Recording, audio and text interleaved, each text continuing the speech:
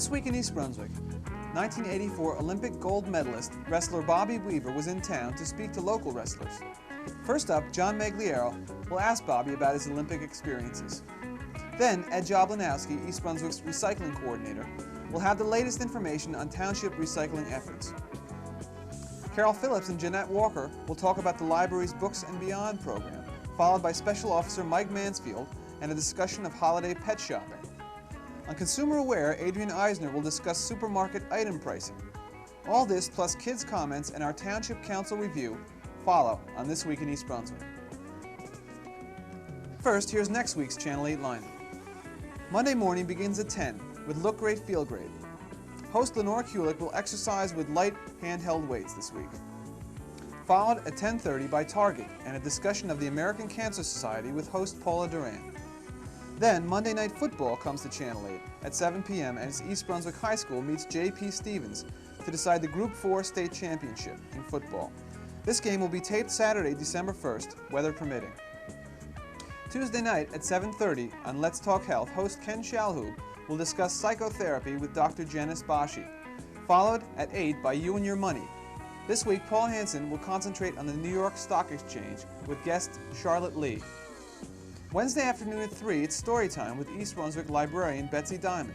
Then Wednesday night, Dr. Joseph Sweeney and the East Brunswick High School journalism class bring you a special edition of Spotlight on Education featuring student anchor persons and reporters in a half-hour newscast. And we'll be back next Thursday at 7 and 8 with more local news and events on This Week in East Brunswick. Sunday evening, 1984 Olympic gold medal winning wrestler Bobby Weaver visited East Brunswick High School to speak to a group of young wrestlers about his experiences at the Olympics and the disciplines and techniques involved in the sport of freestyle wrestling. After Bobby spoke to the group, Channel 8's John Magliero had a chance to interview the 105-pound champion. Bobby, I want to thank you for joining us and taking some time out of your schedule here at East Brunswick High School, visiting some of the wrestling team members to join us for this interview. I've got to ask you, you know, the Olympic gold medal, it's got to be the highlight of your life, obviously. It's definitely a highlight, but I think you have to put things in perspective. The medal means a lot to me, but there are other things that mean even more to me. My family means a lot to me. The birth of my son was you know, the most exciting moment in my life. You know, I'm not shown the winning of the gold medal more than anything, but it does mean a lot to me, and I think in winning it, it was kind of special because my family was out there, and it was one of the few times I got a chance to celebrate an occasion like this you know, with my family. And you have your ups and downs through your career, and to finish your career on a highlight like that and be able to have them there and to be able to celebrate with them. You know, it wasn't just my immediate family, my wife and my son, but my mom, my brother and my sister. And my sister lives out there, so in California, so it was real nice that we all had a chance to get out there, and all the grandchildren were there. So it was a super occasion, and that was really more rewarding to me than actually winning. You know, you mentioned something that's interesting. You said the ups and downs. I know when you were inside talking with the wrestling team, you mentioned the fact that, hey, it wasn't that easy. It didn't just come to you. You didn't wake up at 12 years old and say, I'm going to be an Olympic champion. Give us a little background on those ups and downs of your career. Well, I've wrestled for 19 years, and again, I did have some ups and downs, and one of my setbacks was in college, and I never did, and it was a combination of things, but I think more that I short-sold myself on what I could do in college. I did, you know, I placed third in NCAA Division I Nationals, which is nothing to sneeze at, but it was... not at all. I would have liked to have won them, and I think that really would have fulfilled my career as a whole, but I tell you, winning a gold medal is a lot better, and I think it helped me out a lot as far as coping with that loss or that void in my life. And again, you know, there's a lot of things to win in wrestling, and I think winning an NCAA championship, winning a state title, and winning an Olympic championship are probably the highlights of the wrestler's career. And I guess they're in different degrees. And I think the ultimate is a gold medal in Olympics. And, you know, that helped me fulfill my wrestling career, my wrestling life, and now I can get out of it and, you know, get out of wrestling Yeah. from a competitor standpoint, and feel fulfilled, have a high self-esteem in myself, Sure. and just generally feel good about myself. Let's talk a little bit about the Summer Games. I mean, the Olympics. Here you are coming out. First of all, just I would think making an Olympic team would be, in and of itself, a highlight of anyone's career. And then you've got to go out into competition. If you can, in words anyway, describe those feelings that you were experiencing. Well, you put it on you pinpointed it. Making the team was pretty difficult this year. Yeah. In '76, I was an alternate, and I was just breaking into this type of wrestling, and I ended up being an alternate, which was kind of nice because it was my first year in trying to do so, and it wasn't too bad. But in '80, I made the team, and wasn't fortunate enough to be able to take advantage of it because of the boycott. Right. And then '84, gosh, it's 8 years later from the first time I tried to make the team, and I had a tough time making the team. We had 3 stages, and I got beaten the second stage. And that was kind of a setback. Did you think it was over right there?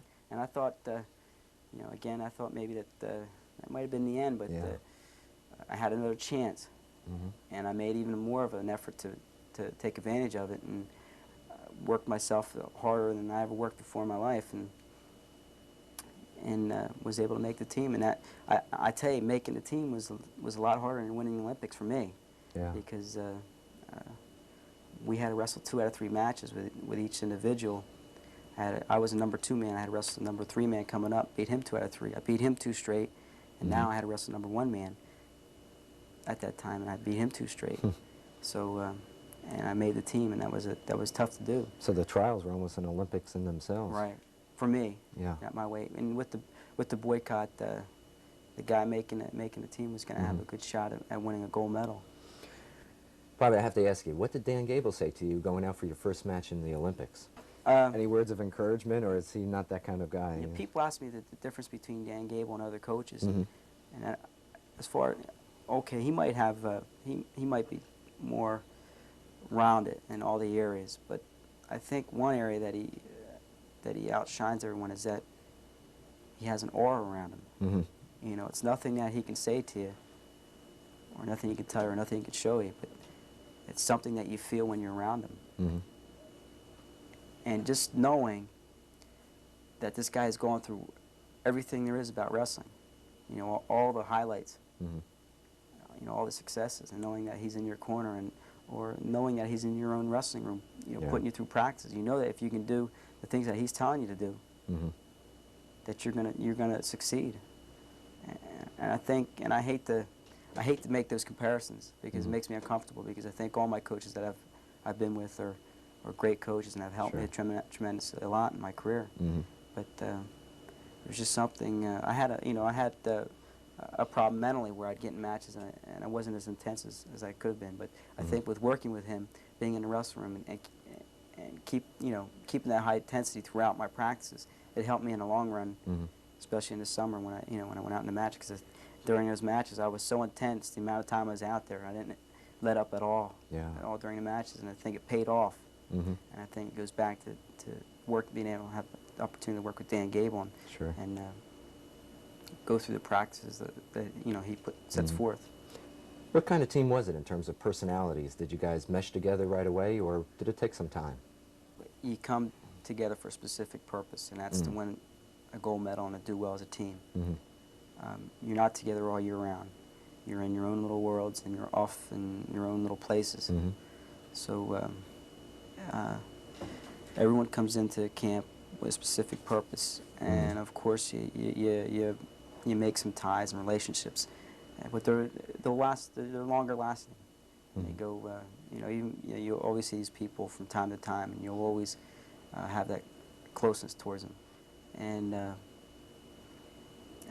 I was just happy that I had the opportunity to spend this amount of time with those guys and to go in there and really be successful overall. I don't care if the Russians were there or they weren't there. If they would have been there, we would have maybe not done just as well, but we would have done better than we've ever done, and I think we would have beaten them. Well, that was my next question. Bobby, do you feel that your gold medal is tarnished by the fact that the Russians did not show up for the summer games?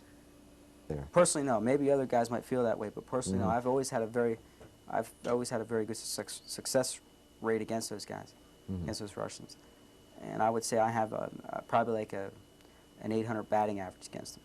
Super. And that's very good. Yeah. You know, especially wrestling against the best in the world, which they are.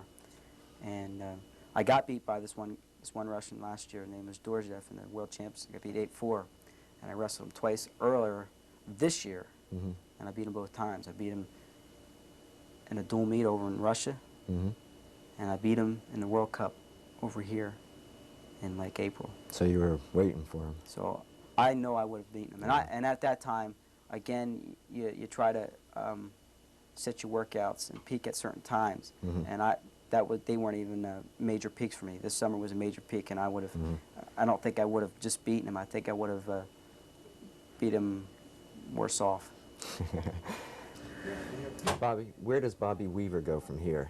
I mean, the Olympics are over. You've won your gold medal. In terms of your wrestling career and your personal life, and I'm a firm believer in this, that you know, as you get older in life, that you try to set areas. You know, just pick out a couple important areas and try to become the best in those areas as you possibly can. And I think it's too hard to be good in a number of areas. And the areas that I've chosen are right now have been employment and my family most of all. Sure. But I also have chosen employment because I've made a commitment to them to work for them and try to be the best possible business person as I can for them. And I find with trying to fulfill those two fields and also remain active in the community, whether it's helping out young wrestlers or speaking to the youth around, or do a community event here or a community event here, that I just don't have the time to devote myself towards being a competitor.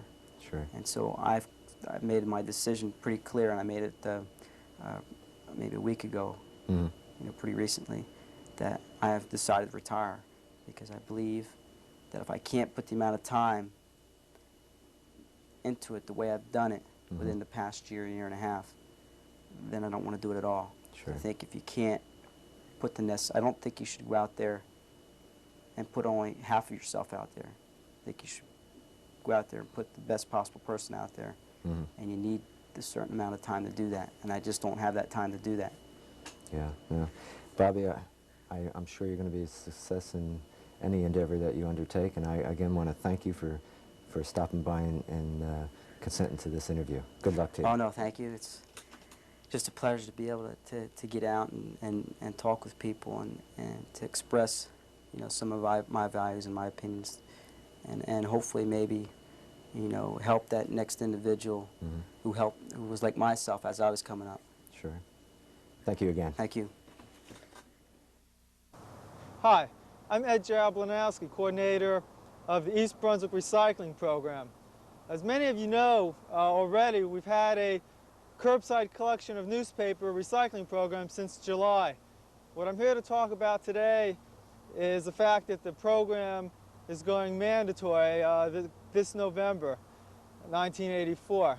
And there's a couple of basic reasons why the township has passed the curbside mandatory newspaper recycling ordinance.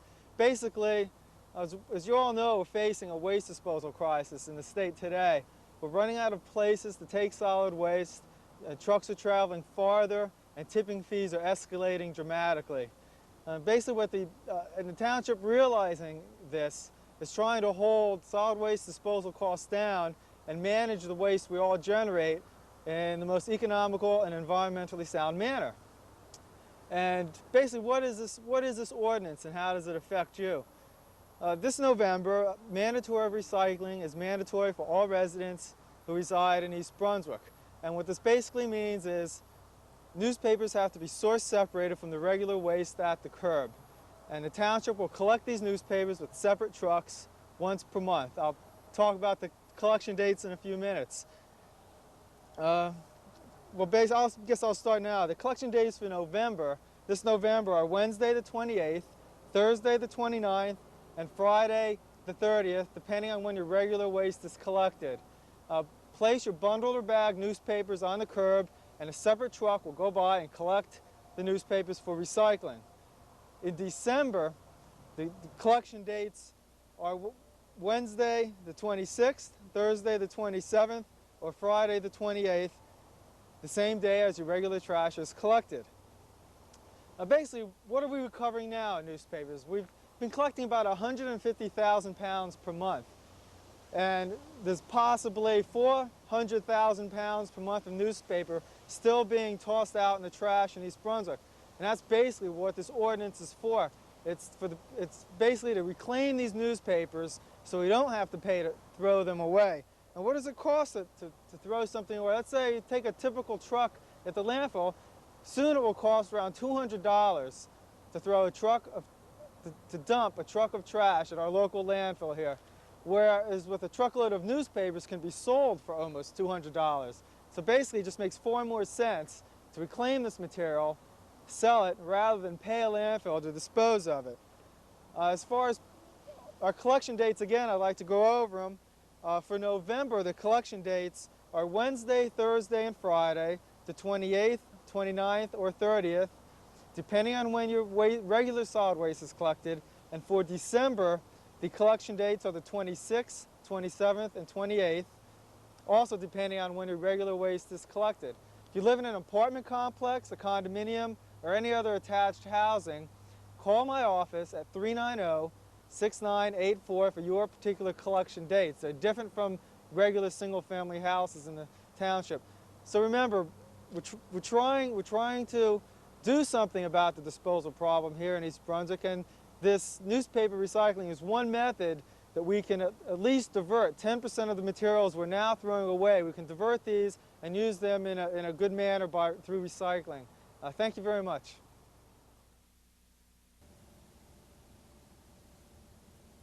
Hello, I am Carol Phillips for This Week in East Brunswick. My guest today is Jeanette Walker, Adult Services Librarian at the library, and we are going to be talking about the library's new Books and Beyond book discussion series. Jeanette, exactly what is the nature of this program? Well, in the past, the Friends of the Library sponsored book discussions, and it became obvious that we needed more. Many of the people who attended the discussion wanted to know about the book, not just to talk about it. So the Friends are sponsoring this series of book reviews. And in these reviews, a subject specialist will bring his knowledge and expertise to review the book and to enhance and enrich the experience of the book. I see. So rather than being a book discussion, it is more of a book review series. Yes, it will. There'll be a subject specialist reviewing a book, and there'll be time at the end for open discussion. But more, it'll be a discussion of the book and its background. What then is the first book that will be reviewed? The first book that we're doing is Blue Highways. This book is by William Least Heat Moon, and it's a chronicle of his journey around America. He lost his job while being a professor in Missouri and packed up all of his belongings in a van and took off around America to see the unsung side of America, to find the side that most people don't. He avoided the superhighways, he avoided the major roads, and went on the back roads to see the unsung side of America. Now, what subject specialist will you have in to review this book? We're very fortunate to have Dr. Michael Rockland. He's the chairman of the American Studies Department at Douglas College, and he, in a way, has had experiences very similar to William Least Heat Moon. He's engaged in more urban adventures, but he's a traveler. He has canoed from Princeton to New York via the Raritan River, and he bicycled from Princeton to New York City along Route 1. He's also spent some time in a commune in Tennessee. So he's kind of into this sort of thing, and I think it's a perfect selection. So his credentials are good. When and where exactly will this program take place? This will be Thursday night, December 6th at 8 o'clock here in the library. Okay. Are there copies of the book available for people to read if they have a chance to in advance? Yes, there are copies available at the reference desk. You can just come in and pick them up. It's a regular 2-week loan. For more information about the program, where can people call? For more information, they can call 390-6772. Thank you, Jeanette. So the Friends of the Library will be holding their first in the series, Books and Beyond, and the first program will take place on Thursday evening, December 6th at 8 p.m. Dr. Michael Rocklin from Douglas College will be the reviewer, and he will discuss Blue Highways by William Least Heat Moon. For more information, people can call 390-6772. And for This Week in East Brunswick, this is Carol Phillips.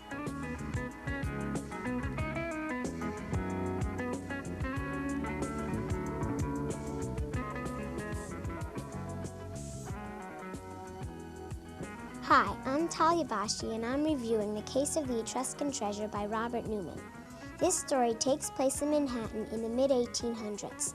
It is about two children, Sarah and Andrew, and their friend Inspector Peter Wyatt.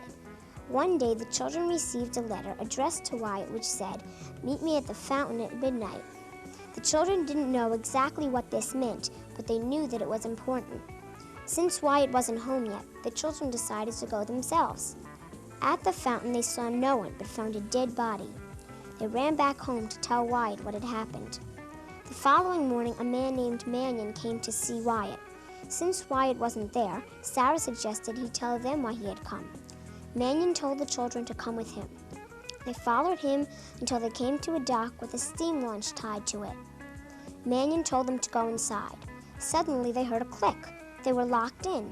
The engine started and the children realized that they were being kidnapped. What will happen to them? Will they ever escape? To find out, read this book. I found this book very exciting. I'd recommend it to kids ages 9 through 11.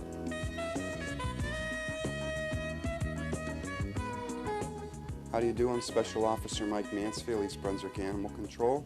I wanted to take a couple minutes of your time today to talk to you about choosing the right pet for Christmas. First thing I want to say is do not at any time buy somebody an animal for a Christmas present when they're not aware that you're buying it. They just don't work out. Now, if you're looking for a puppy, there's a few things you should check for when you're looking for the puppy. Mixed breeds or purebreds. If you go to the pet shop or a puppy mill or a shelter or anywhere, you want to make sure they're nice and healthy. And one of the first things you want to do is you want to check their ears, make sure they're nice and clean. That would be a sign that they don't have ear mites. If you find that the puppy is thin but the belly is all swelled up, that's a good sign that the puppy has worms. Another way to check is if you open their mouth up and check their gums. If their gums are pink, they're healthy. If their gums are white, that means they're anemic and possibly be anemic from worms.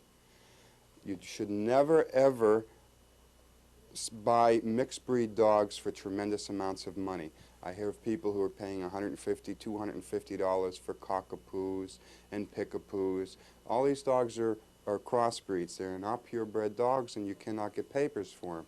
People also purchasing miniature shepherds. Well, miniature shepherds do not exist. It's just a breed made up by the dealer you're buying from. If you buy from a pet shop, you have certain protections which you can get information on through Consumer Affairs, involving them paying some of your vet bills if the animal is unhealthy. Many, many purebred dogs are available in the shelters. This here little rascal is a mixed breed. You could get him for a donation at the Blooming Kennels Animal Shelter in East Brunswick. Another thing you want to look at when you're checking over your dog is make sure the coat is nice and shiny and glistening. Make sure there's no little clumps of blood or anything like that. You get the puppy home and he's running around and he's dragging his tail on the rugs. That's also a sign of worms, and it could be also a sign of an anal gland problem. As soon as you get them home, make sure they have all their shots. Even if the shelter or the pet shop has given them their shots, you do it again. The most important would be parvo. You could lose your puppy with parvo in 3 days. It's still as many as 10 dogs a week are going into the veterinarians with parvo, even though it's not receiving the publicity it did a few years ago. When you bring home a puppy that's a surprise for somebody, usually it doesn't work out. It grows to be too big, they really didn't want it, the wrong type of pet for the household. So if you're going to buy somebody a Christmas present, you should go with the person to the place and do it together. and pick out an animal that that person feels good with. When they pick him up and look at him, they get nice feelings and the right mood is set there, and it makes the animal will work out much better in the household. If you have any other questions on purchasing a puppy, breeds of dogs, or different types of breeds or belong in different situations, you can call me at 390-6960 at the East Brunswick Police Department, and I'll be glad to give you any information you need to help you choose the right pet for the holidays. Thank you. Hello, and welcome once again to Consumer Aware. I'm Adrienne Eisner of the East Brunswick Consumer Affairs Office. Today we're going to be talking about item pricing in the supermarket. Have you ever tried to bend down to read a shelf price 3 inches above the floor in a supermarket? Or have you tried to read an upside-down shelf price, or one that has fallen to the floor? Have you noticed that supermarkets which have installed electronic scanners have begun eliminating prices on certain items? At the present time, New Jersey state law requires that prices be attached to the merchandise or displayed where the merchandise is located. This means that in supermarkets, you can find the prices either on the products or on the shelf. The decision would be up to the discretion of the supermarket. With the advent of electronic scanners in many supermarkets, the growing trend is to utilize shelf pricing rather than item pricing. This creates a hardship for the consumer because when he or she gets to the checkout counter, there is no simple way to check the accuracy of the prices which appear on the scanner indicator. Our office urges you to support Bill S-1445. That's S-1445, which would make item pricing mandatory in supermarkets. This is the only effective means the consumer has to compare prices and to check scanner prices at checkout counters. We are not opposed to the use of scanners. On the contrary, scanners provide the shopper with efficient checkout and a detailed list of purchases. We are opposed to the removal of prices from individual items. If you join us in our support of mandatory pricing, please write to your New Jersey State Senator. In East Brunswick, that would be Senator Peter Garibaldi, Monroe Township, Municipal Complex, Perrineville Road, Jamesburg, New Jersey, 08831. If you have any questions about item pricing or any other issues related to supermarket shopping, please contact us at the East Brunswick Consumer Affairs Office. We're in the office Monday through Friday, 9 a.m. until 5 p.m. Our telephone number is 390-6954. Call us at the East Brunswick Municipal Building. I hope I'll be seeing you again next week on Consumer Aware. Monday, Township Council members considered adoption of Middlesex County's Uniform Air Pollution Code. County Coordinator Richard Hills explained why he felt adoption of the code was important to the township. But we have nothing to work from right now. You do not have an enforceable air pollution control code in town. If we had to, we'd have to come in and enforce the state DEP standards, which takes all the authority and all the control out of our hands and puts it in DEP's hands. Whatever decision they would make on the enforcement of an infraction would occur in Trenton, not here in the county, not in the town. Although the topic had been tabled, discussion was reopened at the urging of the mayor, and ultimately the council adopted the code ordinance, which becomes effective in 3 weeks. That's all for this week. Thanks for watching.